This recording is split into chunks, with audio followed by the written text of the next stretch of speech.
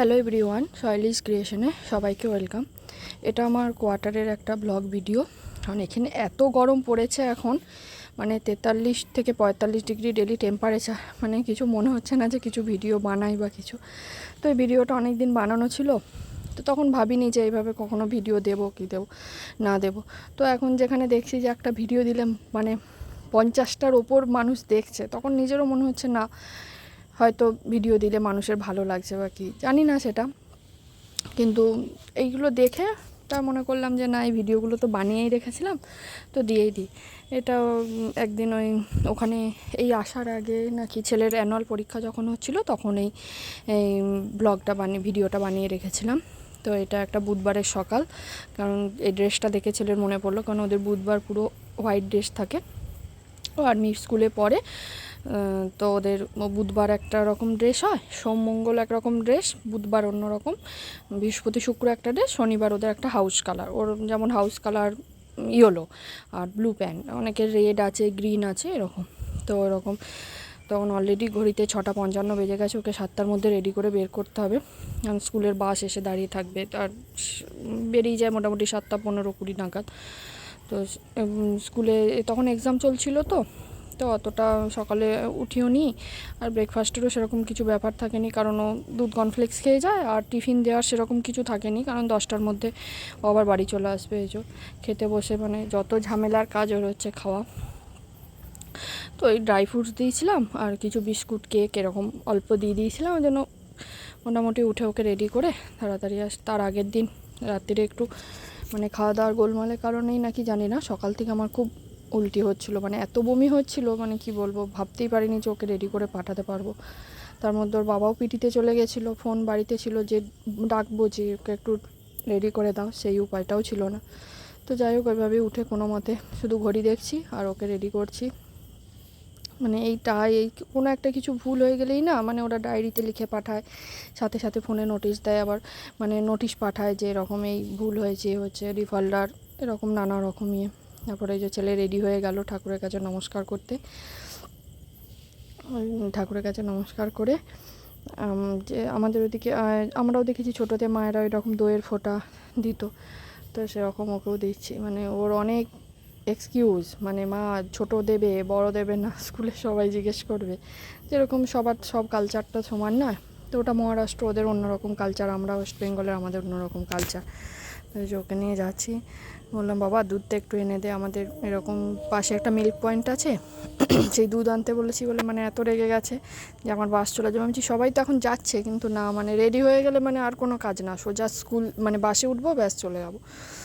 যে দুধ নিয়ে এসে আমাকে দিল। এটা ওর প্রতিদিনের একটা রুটিন, নয় ওর বাবা পিটি ফেরত নিয়ে আসে, নয় ওই নিয়ে এসে দিয়ে যায়, এরকম। এই যে ওই হাউস কালার, এই মেয়েটির যেমন হাউস কালার রেড আর ব্লু প্যান্ট এরকম। স্কুলের বাস দাঁড়িয়ে আছে, ওকে বাসে তুলে দিয়ে আমি ফিরছি, তখন এরকম মাসিরা এরকম ঝাড়ু দিতে এসেছে রাস্তায়। কি সুন্দর পরিষ্কার সব সময়, সারা দিন এই রোদে গরমের মধ্যেও, মানে বোধহয় কতবার যে ঝাড়ু মারে তার ঠিক নেই। এদিকে দুধওয়ালা এসেছে দুধ দিতে, আমি এলাম, তখন ফিরছি কোয়ার্টারে, এরকম আসছি। তারপরে গিয়ে দেখছি তখন অলরেডি 7:30 না 7:20 এরকম বাজে। ওরও পিটি থেকে আসার সময় হয়ে গেছিলো, তখন কই আসেনি, দেখতেও হয়তো কোনো কারণে লেট হচ্ছে বা কিছু। আমি গিয়ে তখন 8:30, হয়েছে ফৌজি এরিয়া মানি টাইম মেনটেনের একটা ব্যাপার, 8:30 বেজে গেছে। ডাস্টবিনের গাড়ি চলে এসেছে, তো ওখানে ডাস্টবিন দিয়ে, তো সেদিন আমার সত্যি শরীর মানে খুবই খারাপ ছিল, এত মানে বমি হচ্ছিল যে কি বলবো। তার আগের দিন রাতে একটু পিঠে বানিয়ে খেয়েছিলাম, যে ওইটার কারণেই কোনো কারণে শরীরটা একটু মানে খারাপ হয়ে গেছিলো।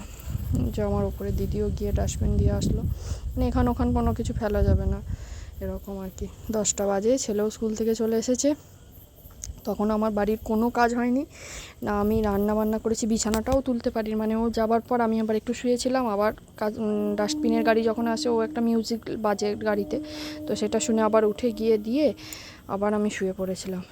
ও আসার পর আবার বিছানা উঠিয়ে তারপর রান্নার দিকে গেলাম। সেরকম সেদিন কিছু রান্না করিনি, ও ফোন করে বলেছিল যে আমি মাছ আনিয়ে দেবো, শুধু পেঁপে দিয়ে আলু দিয়ে মাছের পাতলা ঝোল আর ভাত বানিয়েছিলাম। কিছুই করিনি, কারণ যেহেতু ওখানে কোনো হেল্পিং হ্যান্ড নেই, কিচ্ছু নেই, মানে সব কাজটা নিজে। এবার ওকেও যে ডাকবো, ওরও সেই ডিউটির টাইম নয়, কোনো কাজ যদি মানে শরীর অসুস্থ থাকলে ওকে 8টার মধ্যে করে দিয়ে চলে যেতে হবে, বা ওকে এসে দুপুর 1:30টায়। এবার মানুষের হয়ও না সব সময়, হয়তো আবার কোনো দিন 8টার জায়গায় 7:30টায় চলে গেল কি 7:30টায় চলে গেলো। এই যে যেমন সেদিন পিটি থেকে অনেক লেট আসলো, 15 মিনিটের মধ্যে রেডি হয়ে চলে যাও।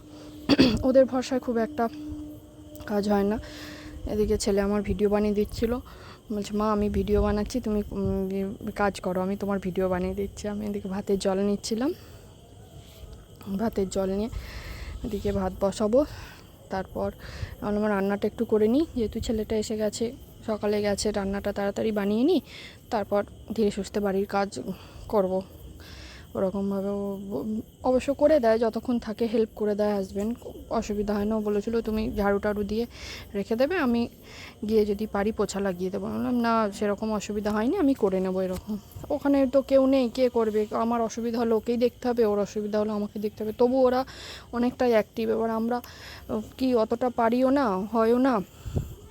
এবার কোনো ভাইটাল কোনো প্রবলেম ছাড়া মানে কোনো যে কাজের কাউকে রাখবো হেল্পিং হ্যান্ড, সেটাও হয় না। এখানে আমি আবার সবজি কাটতে বসলাম। সে আমি এতদিন আছি ফৌজে, মানে এখনও যে চাকু দিয়ে মানে কাটবো সবজি সে পারি না। আজ 8-9 বছর আছি, মানে আমার সেই বটি সঙ্গী। আজ 9 বছর ধরে এই বটিটা নিয়ে আমি ঘুরে বেড়াচ্ছি, যেখানেই যাই এই বটিতে এই সবজি কাটবো। আলু আর পেঁপে, আগেই বললাম যে পেঁপে আর আলু দিয়ে।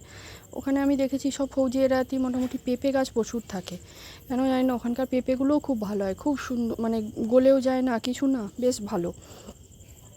আমি এখানে পেঁপে আর আলু ছাড়িয়ে নিচ্ছি, যে বটিতে করে এখানে বসে করছি। তখন আবার ছেলে থাকেনি, নিজেই করছিলাম, কারণ ও বললো মা আমি একটু খেলা করে আসি। বললাম ঠিক আছে যাও। ওকেও এক আধবার না ছাড়লেও হয় না। ছোট ছেলে, ওই যে একটু বানিয়ে দিয়েছে ওটাই অনেক। এসেই নিজেরই মন হলো মা আমি তোমার ভিডিও বানিয়ে দিচ্ছি, তুমি কাজ করো, দেখি তোমার আমি ভিডিও বানিয়ে দিই। বললাম ঠিক আছে করে দাও।